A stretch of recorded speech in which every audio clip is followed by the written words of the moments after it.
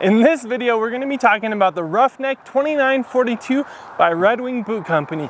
Let's get into it. Now friends, if you're new here, this is the Gentleman's Journey and we talk all about men's boots, men's stuff, and other guy related things.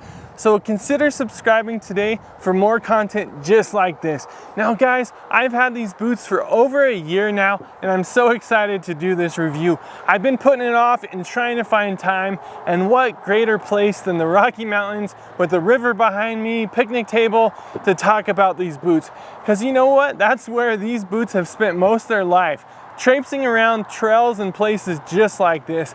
Guys, I've had these boots up in the state of Maine, over at Bar Harbor. I've taken them down to Arizona, to the Grand Canyon, and they've even been up to Whidbey Island in Washington.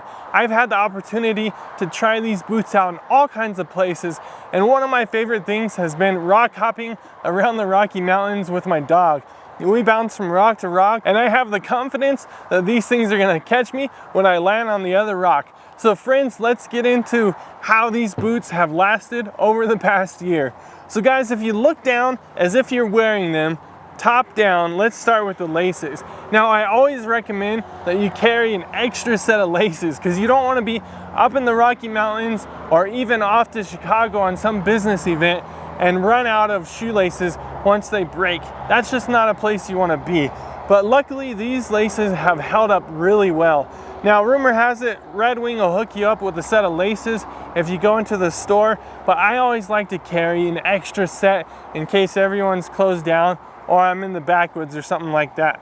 The laces have held up really well, and of course I like the Roughnecks because they have the speed hooks up top. I'm just a sucker for speed hooks.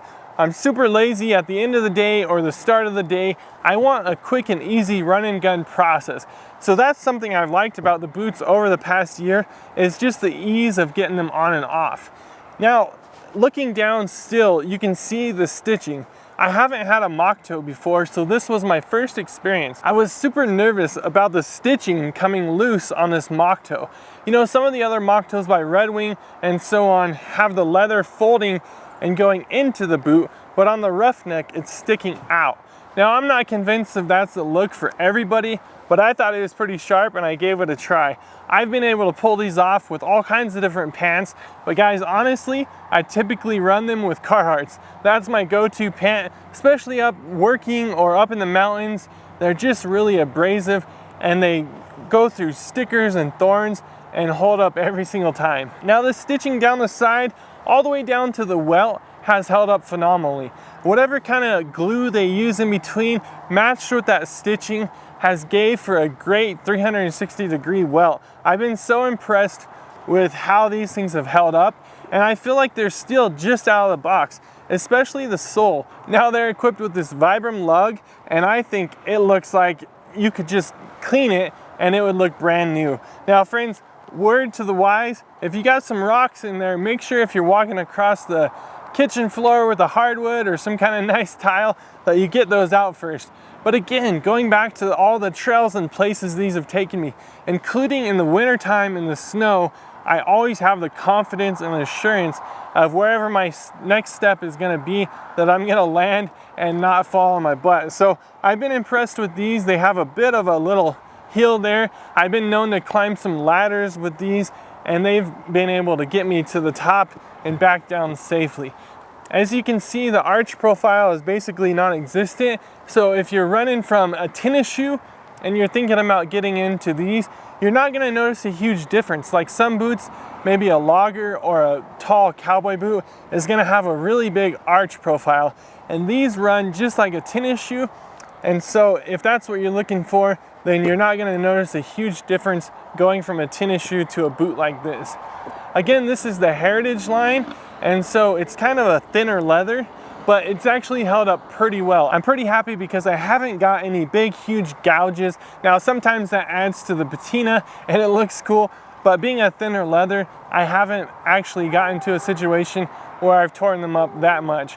There's even been a few occasions where I forgot my work boots and I had to use these instead, and I felt confident with them. Now, since we're in here talking about the leather a bit, I want to go to my first negative thoughts on these boots, and that's the patina. Now, you might be a guy who just gets work boots and you're like, what the heck, I could care less about how they look as long as they perform well. I'm right there with you guys. I have a bunch of boots like that, but considering I'm a boot reviewing guy and into the patina on some of my boots, that needs to be addressed.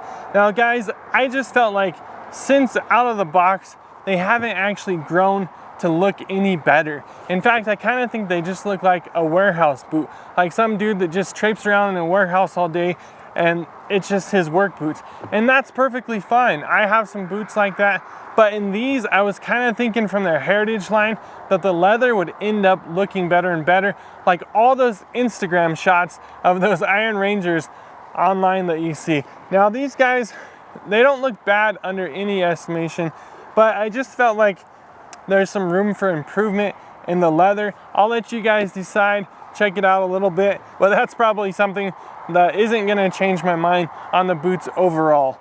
Aside from that, it's been the fit. Now guys, these are 11.5D. I just got measured over at Nick's. If you wanna check out that video, I'll put a link here. I was 11.5E. So that means I should be a little bit too wide, if anything, for these boots, but they ended up, whether it was stretching over a period of time more than I thought they would, or what, they're too wide at this point. And so that's caused me not to wear them as often as I would like to, and I'm not sure that I would want to go on a long hike with these boots because I might end up getting sores at the end of the day. Now, I don't know if I was just brain fogged when I tried these on, because I was just so in love with them and I felt like they fit pretty snug. Now, not too tight where it was uncomfortable, and that might have been my thing. Again, friends, this is the gentleman's journey. It's kind of my journey and I'm sharing it with you guys. So as I learn more and think more about boots, I'm able to give better reviews. So I would encourage you guys to go into a Redwing store, maybe try on a few, try on the Iron Rangers, try on some mock toes, and see if you can formulate any kind of pattern before you go ahead and pull the trigger on a set of boots. Now, can you order without getting some? Of course, guys. I don't want to freak you out to where you have to go into a store and try them on. If you're not in a situation where you can do that, they have a fantastic return policy. Most of these companies online do nowadays. As long as you try them on, maybe on the carpet, and don't wear them for too long, you'll be just fine. But that's just kind of my only thought with these boots so far, has been that they're too wide for me. Now let's get off that, guys, and get over to my cleaning process. Of course, I have a whole video on this, so I highly recommend you check that out. I'll put a link here. It's a really fun one, as well as an unboxing video where you get to meet my dog and we go on a hike, and I probably go into a little more depth on how these boots are made and the construction. It's not really a one-year review, but an unboxing and really teaching about the boots. But I've stuck with the leather cream by Redwing. Of course, there's Venetian shoe cream is a solid option for these, and Saphir leather greasy cream. I recommend those. If that's what you got, you can run that on these all day long. Open-offs, and there's all kinds of great products. I sat down with my cobbler friend and he opened up a whole nother array of cleaning products. I'll put a link to that video here. You can check out some of his advice on leather cleaning in that video later on. But guys, I wanted to just stick with one cream on a boot, and I actually wanted to try the manufacturer recommendation. Now this is neat's foot oil, and so it's a really clean, natural product that isn't gonna darken or change the color of the leather at all. So they recommend it for their heritage line, and of course, I proposed the question in the first video, is this the king of the heritage line? And that's gonna be for you guys to decide. But I wanted to stick with this and just see how it did. Now today, I feel like the leather is just as supple and just as conditioned and nourished as it was when I got them. So I probably do it every month and a half to 2 months. Every now and then in some interval, I'll do a cleaning process with Redwing leather cleaner, and I'll get down and dirty and rip out all the laces and just wash everything really nice. And then I'll put the leather cream on, but I don't do that every time. And so it's been a really easy process for me. Again, I like to say that cleaning your boots should be a Sunday night thing. You're kicking back, watching a little TV, and just letting your mind go. It's always been a really fun time for me. and I think it should be an enjoyable process. These are the kind of boots that you don't have to get too crazy about. You don't have to get stressed out and worry about waxing and polishing and buffing. These are your run and gun kind of heritage work style boots, and I found that to be really fun about them. So friends, to summarize, the boots have held up phenomenally. The shape has been my big issue because they're a little bit too big. The patina, hey, that's up to you guys to decide on that. But as far as the outsole, I have the confidence to go where I need to go.